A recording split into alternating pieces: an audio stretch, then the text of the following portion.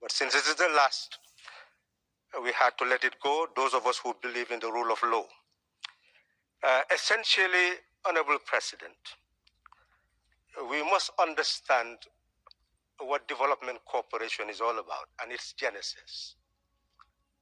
The real thinkers of Europe, those who really created the European Union, were very alert to a divided world in the 60s and saw the dangers after the Second World War that Europe had to develop, and it had to have partners, sources of raw materials, minerals, to be able to continue its industrialization process.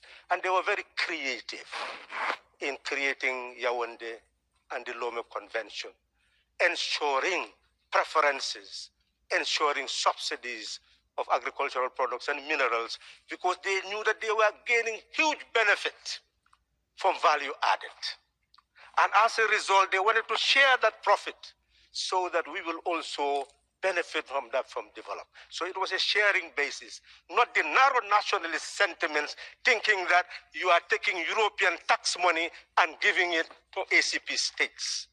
Those people were ingenious. They calculated, they saw that Europe was gaining from our economies, and it was Europe also to give back. But that mentality is disappearing with this new generation. I don't know how creative the new generation is, but they need to reinvent their cooperation strategies. We live in a world where, Honorable President, we first started a revolution, what you call the national revolution of states becoming sovereign. The national revolution led to the sovereignty of states, but we had strong leaders who did not really involve the people. And a new revolution had to be taken, a revolution for the sovereignty of people. We started that process. Just look at our ECOWAS. We came to a point where we were even controlling the executive with 2-term limits. There were only 2 countries left before this new evolution of coup d'etats, where there were term limits. I belong to a generation which fought for change. I came to this assembly to replace Honorable Neti Balde, who was even your co-president, because I was leading a coalition. I was the spokesperson of our coalition. I was also the spokesperson of the president who won in the coalition. And I was faced with the same critical situation as the president of Ukraine. We had a transition. I was there handling our country. And the danger of death was there.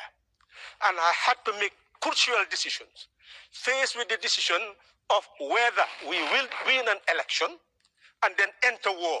That's what I was faced with. And I knew that war was politics by other means. We cannot afford to win an election and then lose it by war. Thank you. You can start to wind up. Thank you. Yes, unfortunately. But essentially, what I'm emphasizing is that all of us must have a heart that beat in unison with the heartbeat of the people of the world. All of us must feel the suffering of the world. All of us must be allowed to speak conscience. What we must avoid is Europe thinking that we are going to be its sphere of influence. There are no superpowers, my last word. Otherwise, Afghanistan will not be left to those who are controlling it today if America was a superpower. There are no superpowers. That's why Syria is what it is now today, a country where the people cannot look at Iraq, look at all the world. There are no superpowers, China, Taiwan. We should abandon the superpower ideology. We should abandon spheres of influence. We should begin a cooperation of equality, knowing that in all parts of the globe, there are people of conscience, but they are not yet in power. How do we empower all those people so that we rid this world of tyrants, people who do not feel the suffering of people who do not need to change the world? It's not that your interpretation is correct, that African states do not want to condemn Russia. We do not want to be part of your foreign policy. We do not want you to use us. We want to be free to determine for ourselves whether we condemn or not condemn and when we will condemn. So it is important for you to change your mentality, that we need to understand that we are all equal, and sometimes we are in fact more advanced than you in thinking of what should be done about the world. Thank you very much. Thank you very much for that intervention, the Gambia. I now give the floor to Mr. Hans Hyde. You have 2 minutes. Thank you, co-president.